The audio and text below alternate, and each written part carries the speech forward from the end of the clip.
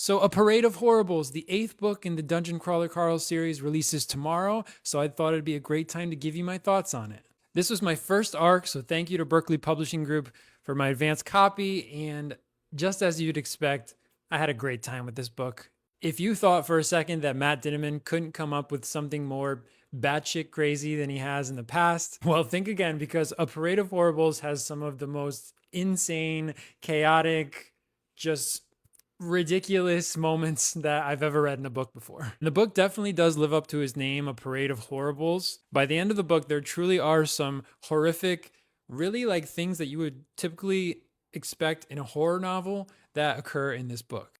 It did take me a little bit for this book to really hook me in, which I think is expected though, coming off the events of book 7. The whole series was kind of leading up to the events of book 7, so I did expect there to be just a little bit of a letdown going into book 8, but there will be a moment where this book takes a hold of you and then you can't put it down. I would argue that's sort of consistent with a lot of Dungeon Crawler Carl books. Throughout reading this book, the first 50%, I probably would have had this book towards the lower end of my rankings, but by the end of it, I think it's somewhere near the top. Matt Dinniman, just like his main character Carl, thrives in chaos, and that is no exception to the ending of this book. This truly, and this is saying something for Dungeon Crawler Carl books, but the ending of this book is truly the most crazy ending to any book in this series yet. Just a reminder to pick up your copy of A Parade of Horribles, which comes out tomorrow, May 12th. I already have mine pre-ordered, and I can't wait for more of you to read it so we can talk about it.